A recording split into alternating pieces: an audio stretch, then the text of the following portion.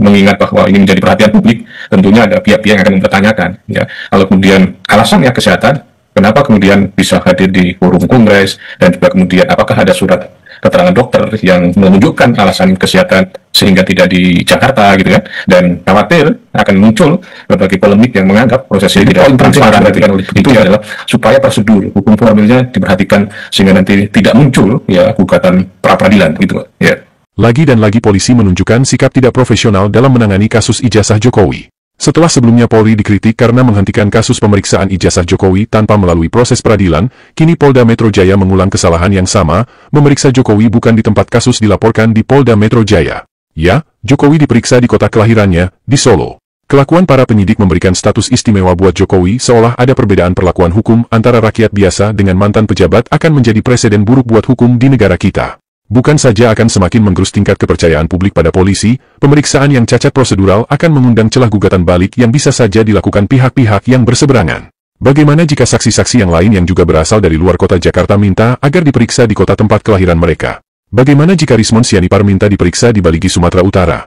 Atau Abraham Samad di Makassar? Apakah Polda Jaya juga akan hadir di sana? Alasan Jokowi minta diperiksa di Solo karena faktor kesehatan tentu saja mengada-ada. Di video sebelumnya, kami sudah mengunggah fakta-fakta video Jokowi pelesiran kemana-mana selama masa yang disebut Jokowi sedang menderita penyakit alergi kulit. Dan berikut pendapat ahli hukum menyoroti perilaku Polda Metro Jaya mengakomodir keinginan Jokowi diperiksa di Solo.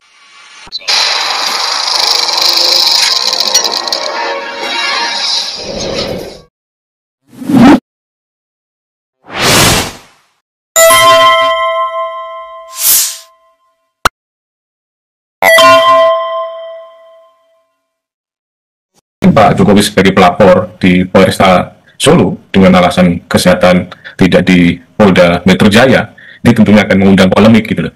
Bahwa kenapa di Solo, meskipun itu adalah menjadi satu kesatuan kepolisian Republik Indonesia, pemeriksaan bisa dilakukan di Polres-Polres setempat, yang terpenting adalah bagaimana bisa memberikan kesaksian. Tetapi mengingat bahwa ini menjadi perhatian publik, tentunya ada pihak-pihak yang akan mempertanyakan, ya. Kalau kemudian alasannya kesehatan, kenapa kemudian bisa hadir di forum kongres, dan juga kemudian apakah ada surat keterangan dokter yang menunjukkan alasan kesehatan sehingga tidak di Jakarta gitu kan, dan khawatir akan muncul berbagai polemik yang menganggap proses ini tidak transparan gitu loh. Itu yang harus diantisipasi oleh penyidik dalam hal ini, mengapa dilakukan di Polresta Solo. Tidak-tidaknya akan muncul berbagai pertanyaan tentang alasan kesehatan, mana buktinya, tentang bahwa akan ada menunjukkan alat bukti, barang bukti, misalnya berupa ijazah asli, mana buktinya? Apakah kemudian akan dilakukan penyitaan, mana buktinya? Karena semua tahapan yang dilakukan adalah sebuah bagian rekonstruksi fakta dalam rangka menemukan alat bukti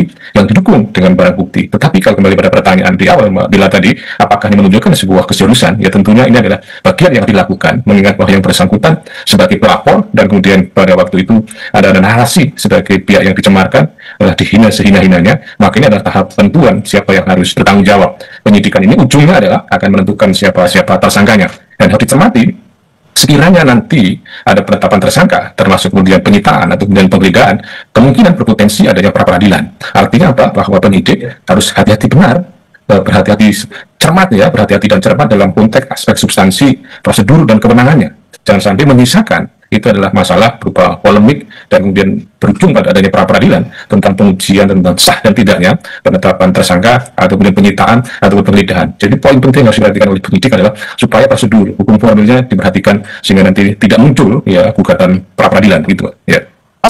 Selama ini publik sudah menuding bahwa pihak kepolisian di bawah pimpinan Listio Sigit Prabowo masih tunduk dan taat perintah Jokowi. Dan polisi dituntut untuk sebisa mungkin meminimalisir stigma ini.